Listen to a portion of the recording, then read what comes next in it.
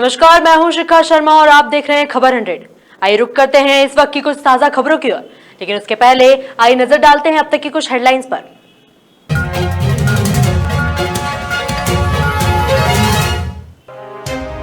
PC Sharma ने कसा BJP पर तंज, बीजेपी सरकार को बताया फेलियर।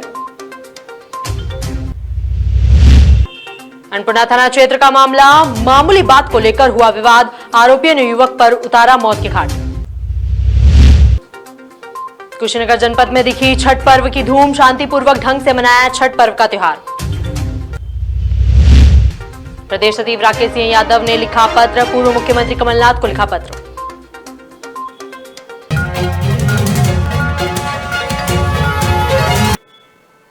अन्नपूर्णा थाना क्षेत्र अंतर्गत सिद्धार्थनगर स्थित अपार्टमेंट में रहने वाले प्रकाश नामक व्यक्ति पर पड़ोस में रहने वाले 3 लोगों ने चाकू से हमला किया है।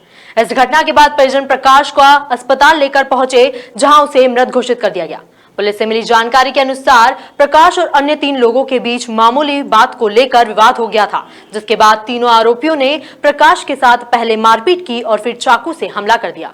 वहीं पुलिस ने भी मामले को संज्ञान में लेते हुए तीनों आरोपी शिवदास, दीपक और रामदास को गिरफ्तार किया है। ये है कि मेरी छोटी जो बहन है ना, उनको रामबाबू ने लपड़ मार दिया। लपड़ मारने के बाद में पापा बातचीत करने गए तो पापा को मतलब इन 3 जनों ने मिलके मारा और चाकू लगा। नगर में रहते हैं और एक का नाम है रामबाबू, दूसरे का नाम है दीपक उर्फ सोनू और तीसरे का नाम है शिवदास। बस ये बहन के चक्कर में हुआ, तो छोटी बहन को मार दिया उन्होंने, उस चक्कर में हुआ। एक मल्टी बनी हुई है जो कि जिसे सिद्धार्थनगर मल्टी बोला जाता है, इसे विकास अपार्टमेंट के नाम से भी जाना जाता है। इस मल्टी में गरीब मजदूर वर्ग के लोग और निम्न वर्ग के लोग रहते हैं। इसमें जो मृतक है उसका नाम प्रकाश कोशले है। ये फर्स्ट फ्लोर पे रहता था और जो आरोपीगण है, जिन लोगों से इसका विवाद हुआ था, जिन लोगों के द्वारा हत्या की गई, उसमें आरोपी रामदास, शिवदास और दीपक और सोनू, ये तीनों सेकंड फ्लोर पे रहते हैं। ये छोटी सी बात थी, बच्चों के ऊपर नीचे बच्ची के जो मृतक की बेटी है उसके चढ़ाव पे ऊपर नीचे उतरने की बात को लेकर विवाद था। उनके पहले भी छोटी मोटी बातों को लेकर विवाद होते रहते थे, जो कि उक्त बात को लेकर जो मृतक है प्रकाश कोशले, ये मल्टी के नीचे खड़ा होकर रामदास से बात कर रहा था। जो बात करते करते बात विवाद में बदल गई और रामदास, शिवदास और सोनू, जिसका नाम दीपक भी है, ये तीनों एक रिश्तेदार है, तो इन तीनों ने एक राय होकर इसको प्रकाश कोशले को मारना पीटना चालू कर दिया, जिसमें डंडे का इस्तेमाल भी किया गया था, लाल दूसरे डंडे। और इसी झगड़े के विवाद में रामदास ने मृतक को चाकू मार दिया, जो कि उसकी जांघ में लगा, जो कि उसकी बाई जांघ पर लगा, जिससे ज़्यादा खून बहने से उसकी मृत्यु हो गई। और उसका मृत्यु उसको जो घायल अवस्था में उसका बेटा उसको जिला अस्पताल लेकर आया था, जहाँ पर डॉक्टर द्वारा उसको मृत घोषित किया गया था। सर, विवाद के क्या विवाद मतलब ये निम्न स्तर मतलब निम्न वर्ग के लोग ऊपर नीचे रहते, छोटी छोटी बातों को विवाद करते रहते, विवाद चलता है इनका। ऐसा कोई रंजिश नहीं है इनकी, न कोई ऐसी कोई रिकॉर्ड सामने आया आरोपियों का कोई रिकॉर्ड नहीं है। ये साधारण वर्ग के लोग हैं, रहते हैं, मजदूरी करते हैं। जो मृतक था वो शराब ज़्यादा पीता था, वो अपंग था, एक हाथ से उसका एक हाथ कटा हुआ था, तो उसका मल्टी में सबसे विवाद होता रहता था। शराब के नशे में वो अपने घर परिवार से भी विवाद करता रहता था। तो साधारण विवाद में अचानक प्रकोपन में इसके द्वारा रामदास के द्वारा चाकू जो उसके चाकू था उससे इसको वार किया गया, जिससे उसकी मृत्यु हो गई। और इसमें जो हमारी अभिरक्षा में जो तीनों आरोपी हमारी अभिरक्षा में, जिसमें से एक आरोपी दीपक और सोनू जो है, वो मल्टी में दूसरी फ्लोर से भागने के चक्कर में उसको गिरने से उसके पैर में चोट लगी है, जिसका इलाज एमवाई अस्पताल में चल रहा है। और इसका संपशनामा कार्रवाई की गई है, इसका पीएम करवाया जा रहा है और सभी साक्ष्य जुटाए जा रहे हैं। आपका नाम? मेरा नाम उपनिरीक्षक अंकित शर्मा है, मेरी पोस्टिंग थाना अन्नपूर्णा पर है। लोगों को रोजगार देने के लिए भाजपा की रणनीति तैयार करने पर पीसी शर्मा ने आज भोपाल में भाजपा पर तंज कसते हुए कहा कि उपचुनाव के समय जो जेल प्रहरी के पद निकाले गए थे उन्हें बीजेपी ने कैंसिल कर दिया और दीपावली के टाइम जो एडवांस देने को कहा था वो भी नहीं दिया। साथ ही 7वें वेतन देने को कहा कि लेकिन अभी तक वो वेतन तक नहीं दिया गया है। उन्होंने कांग्रेस सरकार में मध्य प्रदेश में बनाई गई गौशालाओं को केंद्र के पैसे से बनाए जाने की बात पर भी कहा कि पूरी गौशाला मध्य प्रदेश के बजट से बनाई गई है, केंद्र से हमें कोई पैसा नहीं मिला था। इस पर उन्होंने भाजपा को समझाइश देते हुए कहा कि आप केंद्र से लेकर ही गौशाला बना दो। साथ ही पीसी शर्मा ने बताया कि जब कमलनाथ की सरकार बनी थी तो कमलनाथ सरकार ने 1 लाख गौशालाएं बनाई थी। साथ ही पीसी शर्मा ने मध्य प्रदेश सरकार को कोरोना से लड़ने के मामले में फेल बताया और कहा कि जब से ये सरकार बनी है कोरोना आ गया है, लोगों के काम धंधे ठप हो गए हैं और नौकरियां चली गई है। ये भाजपा का फेलियर है जिसे जनता भुगत रही है।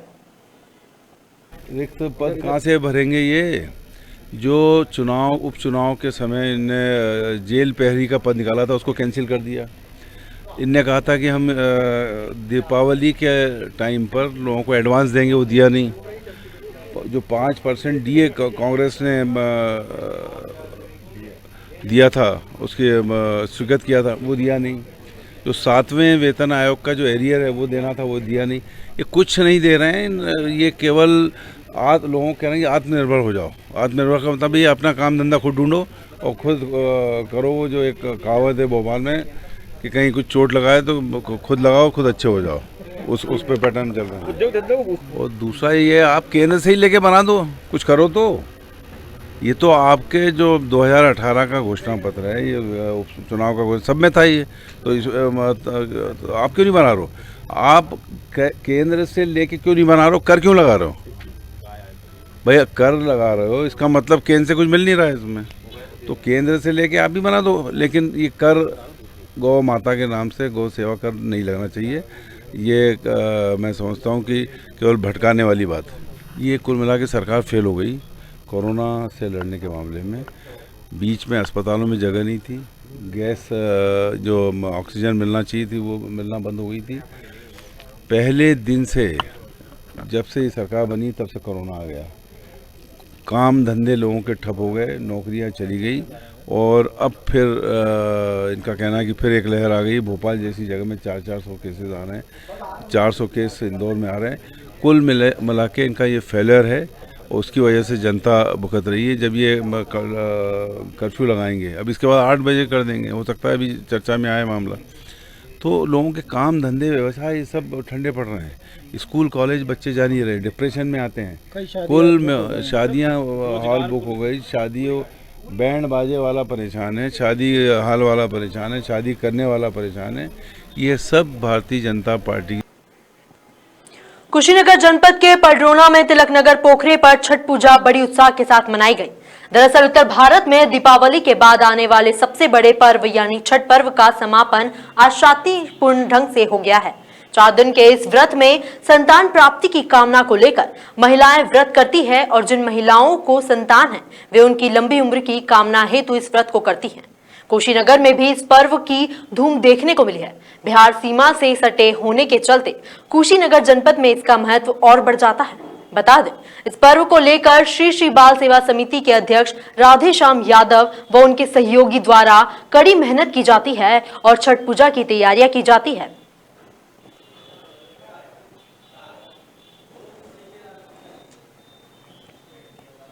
आगामी समय में नगरीय निकाय के चुनाव होने हैं।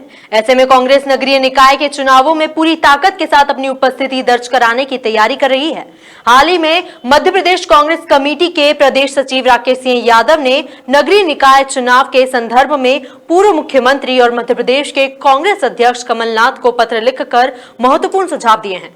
इसमें उन्होंने लिखा है कि सर्वप्रथम कांग्रेस के ऐसे नेता जिन्होंने विधानसभा चुनाव 2018 और उपचुनाव 2020 में विधानसभा उम्मीदवार बनने के लिए टिकट मांगे थे, लेकिन कांग्रेस के जनाधार वाले यह नेता टिकट से वंचित रह गए थे, उन्हें नगरीय निकाय चुनाव में भाजपा के समक्ष चुनाव लड़ाया जाए, जिससे कांग्रेस निश्चित तौर पर नगरीय निकाय चुनाव में जीत का परचम लहराएगी।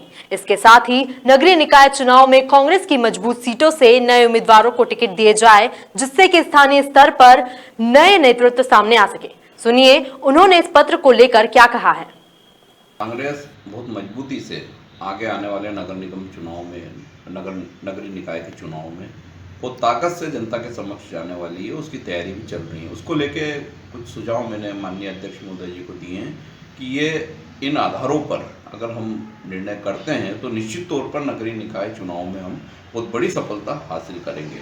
अमूमन 2018 के चुनाव में या उपचुनाव में विधानसभा टिकट मांगने के लिए कई उम्मीदवार एक विधानसभा क्षेत्र से दावेदार रहते हैं। वो 5 से 6 नेता भी जनाधार वाले नेता रहते हैं। अब उन नेताओं को इन नगरीय निकाय चुनाव में मजबूत बीजेपी के जो उम्मीदवार हैं उनके समक्ष उतारने की रणनीति बनाना चाहिए, जिससे बीजेपी का जो चक्रव्यूह है वो भेज सकें। क्योंकि ये सब जनाधार वाले नेता जो विधानसभा लड़ने की तैयारी करके विधानसभा टिकट जब मांगते हैं तो निश्चित तौर पर इनका जनाधार मजबूत होता है। वो इसका उपयोग कांग्रेस को करना चाहिए, जिससे कि कांग्रेस एक मजबूती के साथ नगरीय निकाय चुनाव में अपनी उपस्थिति दर्ज करा सके और जो कांग्रेस के वार्ड हैं वहाँ नए उम्मीदवारों को टिकट देना चाहिए, जिससे एक नया नेतृत्व कांग्रेस का निगम परिषद के माध्यम से सामने आ सके। एक बार फिर मध्य प्रदेश की आर्थिक राजधानी कहे जाने वाले इंदौर शहर में कोरोना का प्रकोप बढ़ने लगा है। बढ़ते कोरोना मरीजों के आंकड़ों को देखकर प्रशासन भी सख्त नजर आ रहा है। अब जिला प्रशासन मास्क नहीं पहनने वालों पर स्पॉट फाइन की कार्रवाई कर रहा है। मास्क नहीं पहनने पर 200 रुपए का स्पॉट फाइन लगाया जा रहा है और साथ ही मास्क पहनने के लिए कहा जा रहा है। वहीं लोगों को सोशल डिस्टेंसिंग का ध्यान रखने के लिए भी जागरूक किया जा रहा है। हालांकि इस दौरान कुछ लोगों ने इस कार्यवाही का विरोध भी किया है, जिसके चलते पुलिस की सहायता भी ली जा रही है। मास्क की चालानी कार्रवाई की जा रही है, तो किस तरह से चालानी कार्रवाई की जा रही है और क्या है? इंदौर शहर में पुनः वापस जो संक्रमण की संख्या बढ़ती जा रही है, इसको लेकर हम पहले भी फाइन करते रहे हैं। कल से कार्रवाई हमने पुनः चालू करी और जो मास्क नहीं लगा रहे उसको हम 200 रुपये का फाइन कर रहे हैं और उनको समझाइश भी दे रहे हैं कि मास्क लगा के रहे। सर, इसमें बहुत से लोग बहस करते भी नजर आ रहे हैं, तो किस प्रकार से? कुछ लोग बहस भी करते हैं, तो उनके लिए फिर पुलिस भी बुलाना पड़ती है हमको कई बार। सर, अभी तक कितनी चालानी कार्रवाई हुई? अभी कल हमने करीब 12 लोगों का किया था, अभी करीब 6-7 लोगों का कर दिया। लोग जागरूक दिख रहे हैं सर चालानी? जागरूक तो है, लेकिन कुछ लोग नहीं लगा रहे अभी भी। ये कार्रवाई हर जोन स्तर पे चल रही है। ये जोन क्रमांक 3 के अंतर्गत ही है हमारी कार्रवाई चल रही है। फिलहाल खबरों में इतना ही। बने रहिए खबर 100 के साथ।